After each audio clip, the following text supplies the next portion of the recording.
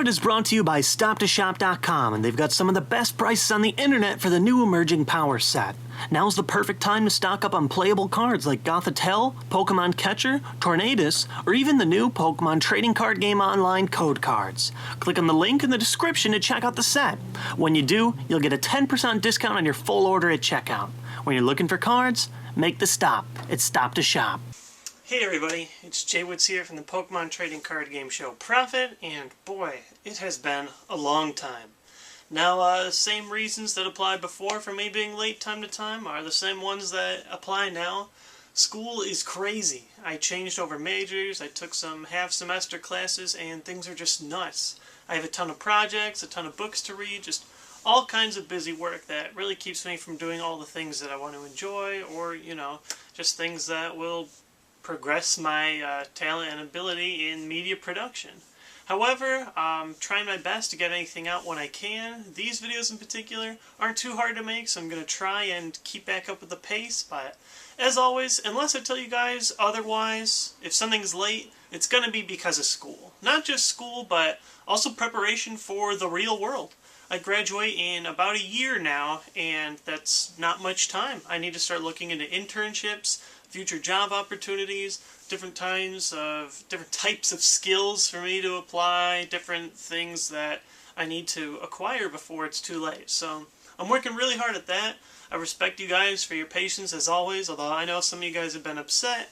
I'm trying my best. I do want to get that part 2 of Profit out as soon as possible, but as of now, I will tell you guys when it is finally being started with production.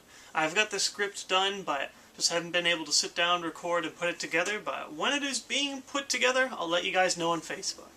As always, thanks for listening, but most of you guys tuned in for something other than just me talking about why I've been late. So here's Ask J-Wittz number 3. I'm going to try and go quickly. I always say that. These are always half an hour. I've already talked for, who knows, 5 minutes, so let's just try and get it as quickly as possible. First question. Is it hard to do both college work and Pokemon? I'm a freshman and shouldn't be worrying about this, but I really want to be in college once I finish high school. But I want to stay with Pokemon for as long as I can. I don't want to play competitively yet, and I want to go into the small stuff like pre-release battle roads, etc. I just feel like I would be in a bind once I hit college. Thank you, Mist Eevee Spirit. Okay, this is a good question to ask, considering how busy I've been lately, but here's my honest answer. I'd say even if you do play Pokemon competitively, I don't think that it takes too much out of your schedule. Once you finally get used to all the cards and the format, all you have to do is test, maybe once, twice a week with your friends in your regular free time, and it's not so bad. Now, yeah, there have been times where I dedicate a lot of my time into testing, but that's usually for the bigger tournaments like Nationals and Worlds, and by then school's already out, so it's not really a problem. In college, going to the events themselves can take up time, but they're always on the weekends, so you're always going to have weekends free unless you have some specific college instance or you really need to get to work on a project. So other than that, you can pretty much freely visit over the weekend as long as you have the manpower and the car. So whether you have friends with a car and all pitch in money that way, or you have the money for yourself and can drive, if you can hit up the events, it doesn't take up too much of your free time. Now, like you said, if you just want to do battle roads and pre-releases, that won't take any of your time at all. I wouldn't worry about it whatsoever. Even if you are playing competitively, it doesn't take up too much of your time. Now, making a show about competitive play, that takes up a lot of your time. Completely different. It's the equivalent of basically having a job while doing college, and it gets really hard to juggle, especially when things get heavy. But if you're just playing for fun, it doesn't take up too much time. It's like playing video games. If you want to play video games every now and then in college, really not so bad for you. If you can make an hour or two or more, and I'm sure plenty of people in college put a little bit more time than an hour or two each week into video games, then you'll be fine playing a couple of games of Pokemon with your friends, or just by yourself, learning some strategies playing online. My brother and I have dueled Pokemon for a long good time, but we have a question I cannot have a clear answer to. We have cards from all across time, and there are no tournaments that allow the use of old cards. Or does that even construction have limitations as to what set you can use? Sorry, this is a dumb question. This is Full Swing 9. Now, this is basically asking, like, what sets are you allowed to use? I know I've answered this question before, but I don't know if I've done it in Ask J-Wittz, and here it is, as simply as it is. Pokemon has rotations each year, usually, which determine which cards are legal and which cards aren't. Right now, those legal sets are between Heart Gold, Soul Silver, and Black and White Emerging Powers. Now, Noble Victories is coming out soon, and that'll be part of the legal format too. So everything between those are legal sets right now.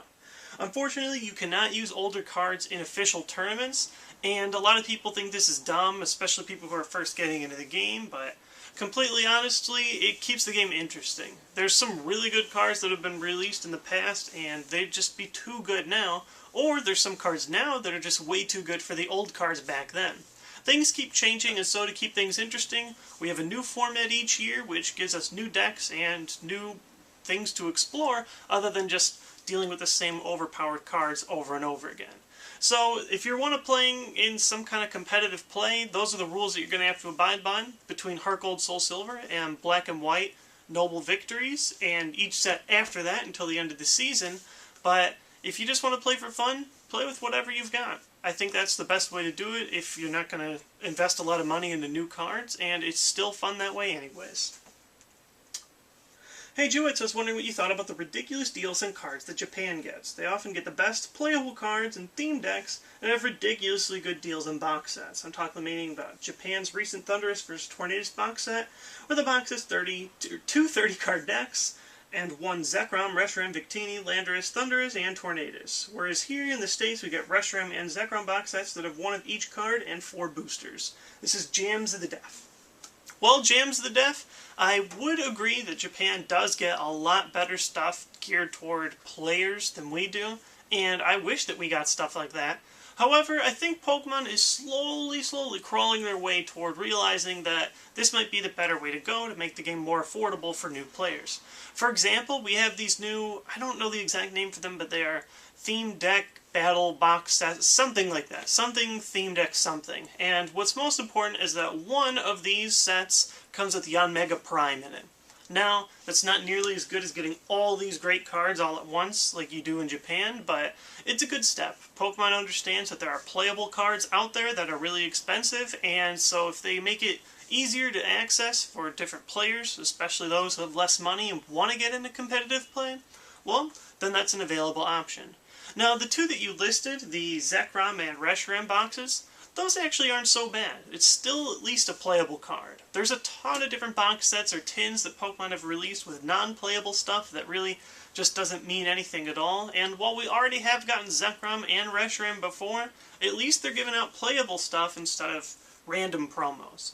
Now, Japan does have these awesome box sets with all kinds of great promos. They have EXs and Level Xs in their theme decks, and I don't know if we'll ever get to that level, but I do think that Pokemon could stand to learn a lesson from Japan in that they seem to be doing really well while also catering to the players.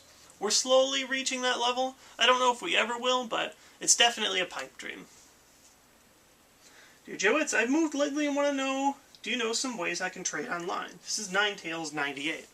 Well, Ninetales, I would say that the best and safest way to trade online would be to go to Pokegym. They have a trading thread on Pokegym. You can find that in the forums. And basically the way it works is you make a list of cards that you have, cards that you want, people give you offers. If you accept someone's offer, then you guys send according to how many references you have. It's kind of like the way eBay works.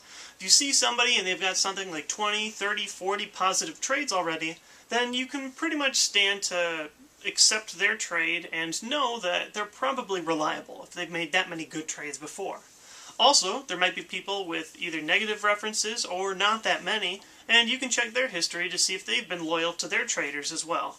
So for me, these were the first online trades that I ever did, and they all worked well for me.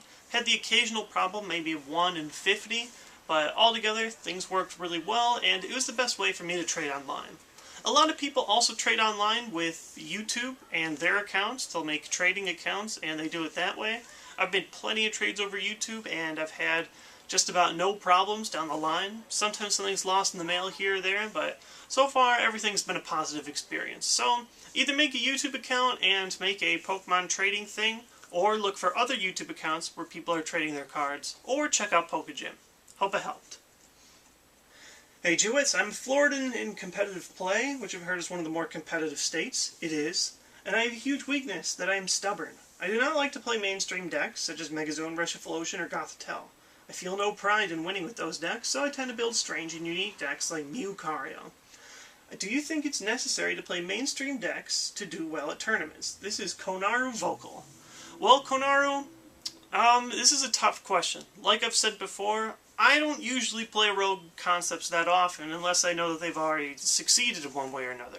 I play metagame, and while I do like to sometimes try and branch off of that and I play a fun deck every now and then, my testing always shows that usually the decks that are winning the most are winning because they're good decks. Now, this doesn't mean that something can't occasionally come out of nowhere and be really good. Take, for example, Ross's deck, which came out of nowhere and took second at Worlds, but it is very, very hard to come up with a strange new idea that can still compete with everything else.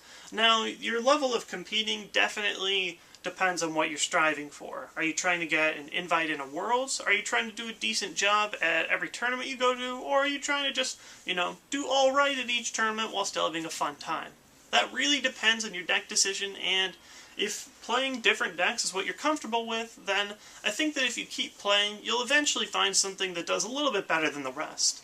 Now, as far as whether it's necessary to play mainstream decks to do well at tournaments, I don't want to say it's necessary, but I do think it's at least necessary to test with those decks and see how they perform against other things.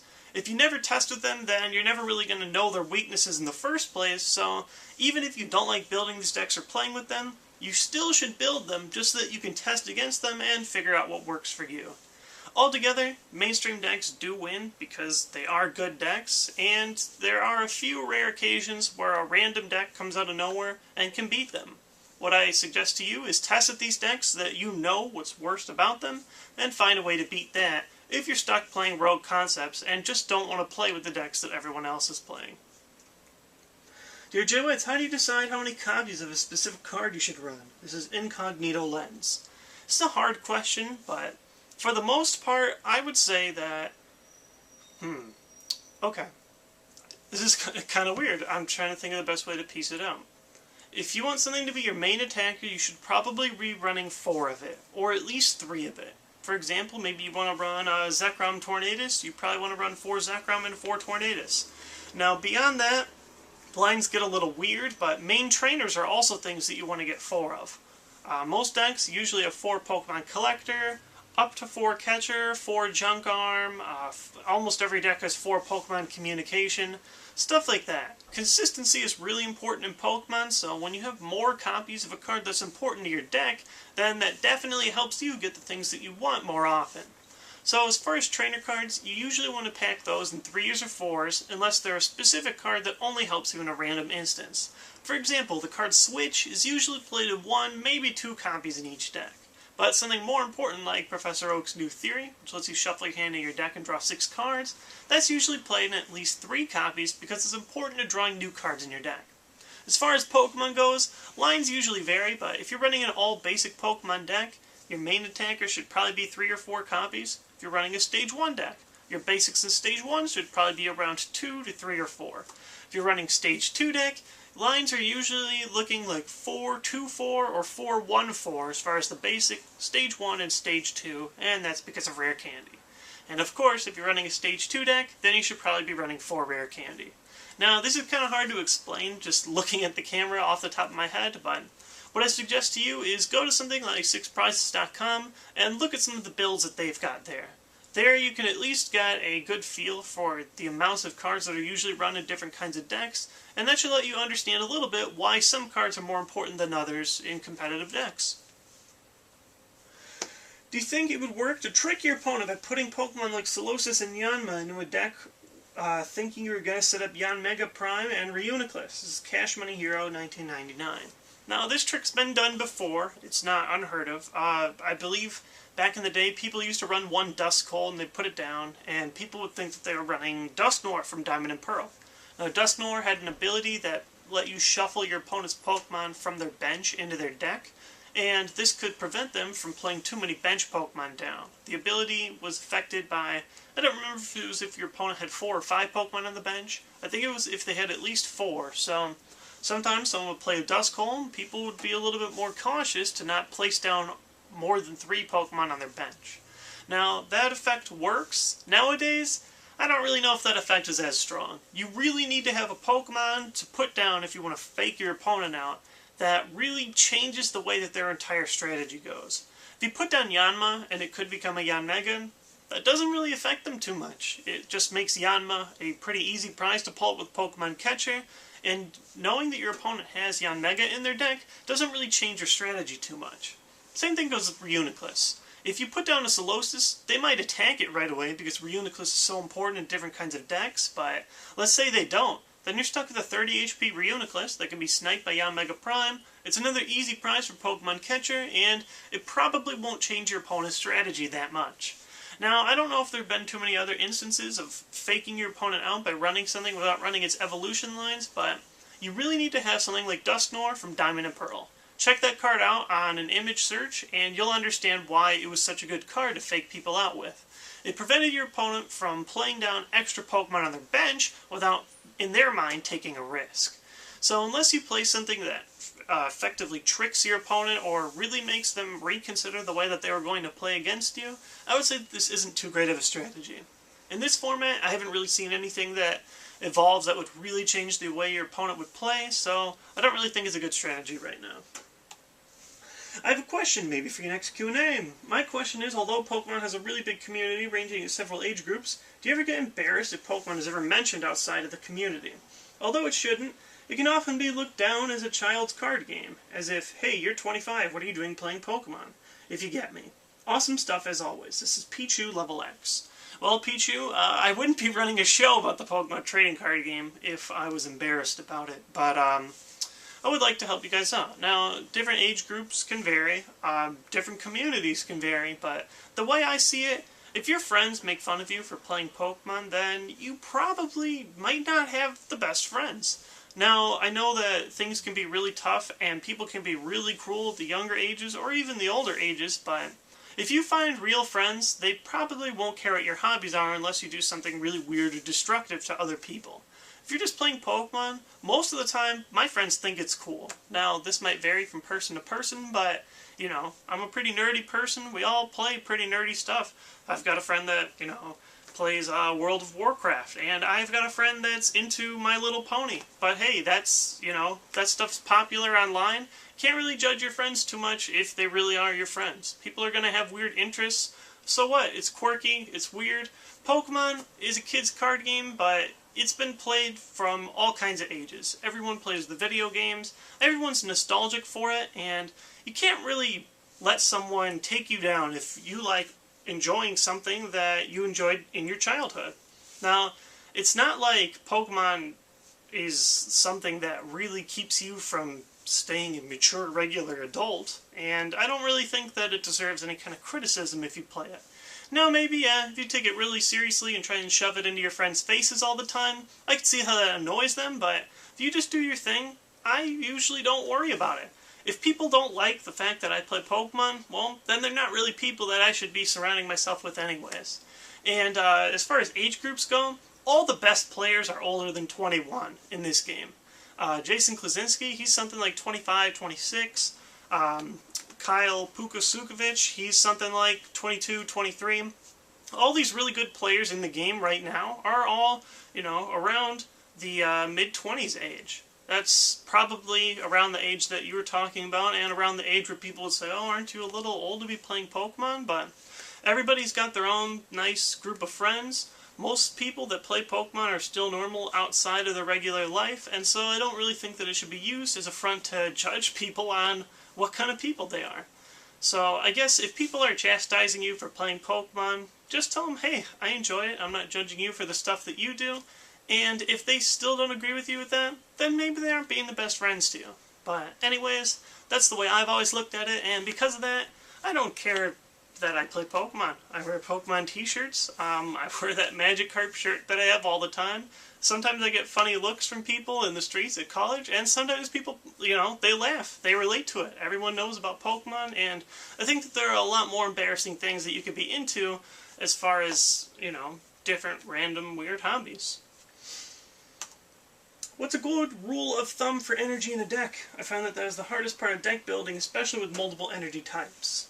Now, multiple energy types can be difficult, but one thing I will tell you is that if you have an optimized deck with a lot of trainer and supporter search cards, I have never, in the history of the game, except for maybe like 1 or 2 decks, seen a deck that ran more than 14 energy.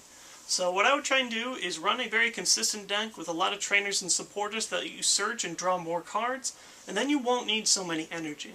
Usually I would keep it to below 14. In a competitive game right now, most decks don't run too many more than 12. Maybe Zekrom runs a few more, but other than that, usually decks run between around 8 to 9 at the bare minimum, and around, 12, 13, 14 at the bare maximum. So that's around the amount of energy that I would run, and when you're balancing multiple types, it definitely depends on what you're doing. Some decks can afford to run a lot of different types. SP decks in the past could run a lot of different types because they had a card called Energy Gain, which was a trainer card that counted as a colorless energy. So you could afford to do that. Or maybe you run a deck with a lot of low energy attackers. Stage 1s, for example, you could probably fit in Donphan and Lantern and something else, and you could use stuff like Rainbow Energy to account for different types, as well as just running a few different types of energy. Overall, though, I would say run a deck that runs maybe 2 to 3 types maximum, and keep your energy count low, and the balance should come pretty naturally. Most decks today run 1, maybe 2 types competitively, so definitely keep that in mind too. 2 quick questions that are sort of similar. Why do you think that when competing with Pokemon you're only allowed to use certain sets and above, and your viewpoint on that? Second question is, since I'm just getting back into Pokemon, I'm aware that we can only use Heart Gold, Soul Silver cards and up, but does that include trainers and energy? I have never been sure, so I would appreciate an answer. Well, my first question is, and I kind of answered this already, my viewpoint on this is that it is healthy for the game, and it helps you continually play with new decks, and that way the game stays interesting and exciting. Yeah, there are alternate ways that you could do this, but that would include banning cards the way Yu-Gi-Oh! Does, and that could get really sloppy. New players aren't going to be aware of bans, so they're going to have their decks chock full of all kinds of old stuff, and everything gets really confusing. Rotation is probably the best way for Pokemon to continually have new metagames, and so I think it's healthy for the game. I understand a lot of new players come in, they don't have new cards, but they have a lot of old cards, and they get upset that they can't even play in competitive play, and I understand that, but as far as I've said, you can still play Pokemon with all the Pokemon cards that you own with your friends and still have a really good time. However, if you want to play competitively, it's only fair to everyone that the cards keep changing and you can keep playing with new decks. Now your second question, does that include trainers and energy? Well, no, in a way. You can play old trainer cards or old energy cards if they have the same name as a new version of the card. For example, you can play old versions of Plus Power, you can play old versions of Rare Candy, and you can play old versions of Switch. Different kinds of cards like that, as long as they have the exact same name. Now, one thing I will say is that if they are an older card, you have to play by the rules of the newest card. For example, the old version of Plus Power is slightly different than the newest version of Plus Power, but if you play an old Plus Power in your deck, you gotta play by the new Plus Power rules. As far as energy, you can only use old energy that have the same name, and that's it, the same name of an old card. So, for example, you can play Double Colorless Energy from base set because it's the exact same name as the Double Colorless Energy that we use now. You can use an old Rainbow Energy because we have Rainbow Energy now. You can use an old Special Metal Energy, but once again, Special Metal Energy's text is a little bit different in its older version than the newest version now. If you play an old Special Metal Energy, you gotta play by the newest rules. So as long as cards have the same name, and they are trainers or energy cards, you can play the old versions of them. However, you cannot play old versions of Pokemon with the same name as their current versions. Hope I helped. What do you think of the new EX cards? You thought 130 HP for a basic was huge, 180 is just, I don't know. And that is Mesa da Potato Asia. I always get your name wrong, you've commented all the time, so sorry if I got that wrong again. I think that the EX cards are overpowered. They, I think, are going to make the game very, very, very central to these new cards. Specifically Mewtwo level X, which is ridiculously good. But aside from that, this is just one comment that I have on the way that people are designing our game right now, and something that I don't like is that we keep on having what's called a power creep. They feel that we need to keep on producing new, strong cards, that way they can compete with the last strong cards, that way we can see new decks emerge. However, I don't think that this is the best way to go about things. For example, right now we have some really strong decks that are hard to beat, and so maybe they think if we add in new strong cards like Mewtwo level X, which can beat a lot of those other decks, then things will be interesting because we keep on getting new decks. I don't necessarily agree with this. Now, I don't know exactly what goes down in Japan, because we have no connection with them. One of the main complaints in my last episode of Profit, but one thing I will say is that I think that it's bad for the game when you keep on making stronger and better cards over and over again. Take any standard Pokemon in a deck right now, and compare that to a Pokemon that's been out all the way back in base set, and things will be ridiculous. In base set, a good 1 energy attack did 20 damage for 1 energy. Nowadays we have 1 energy attacks that do 60 damage, and that is just ridiculous. It's way, way, way more powerful now, and so they keep on releasing things with more HP, more damage, and things like that. Just take a look at HP. 180 HP basic, that is insane. Back in the day, a high HP basic had something like 90 HP, or I guess Chansey had 120 HP, but that was one exception.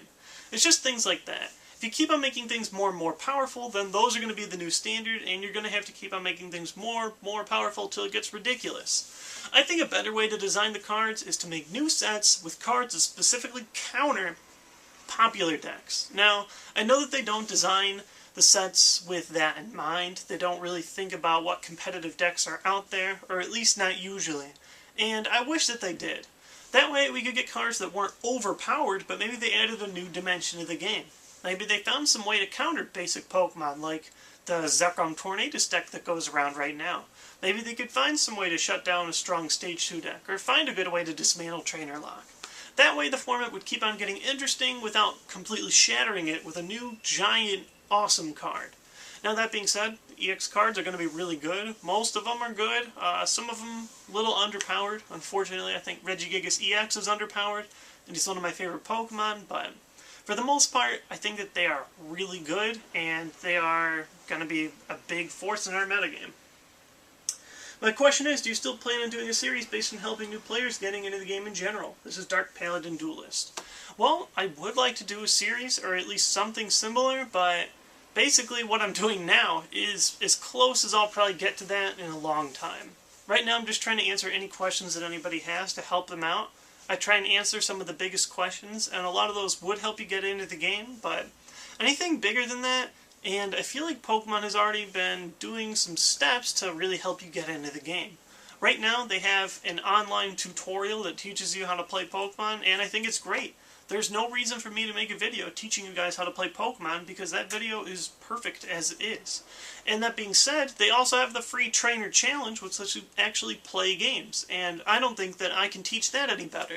Now, there are a few different steps that maybe I haven't talked about in a while, but they are in my older videos, and that includes things like going to League, hitting up your first tournaments, the different strength of all the different tournaments that are out right now, but as far as I see it, if you really want to get into the game in general, your best bet is probably to go onto the forums of either PokeGym, PokeBeach, Six Prizes, or any other, organized Pokemon trading card game site, and just send a message out, say, hey, I'm new, what steps do you guys suggest for me? The thing is, with an online community, you have, thousands of people who play and stay active in the forums on their own time, so you're bound to get all kinds of advice from all kinds of people.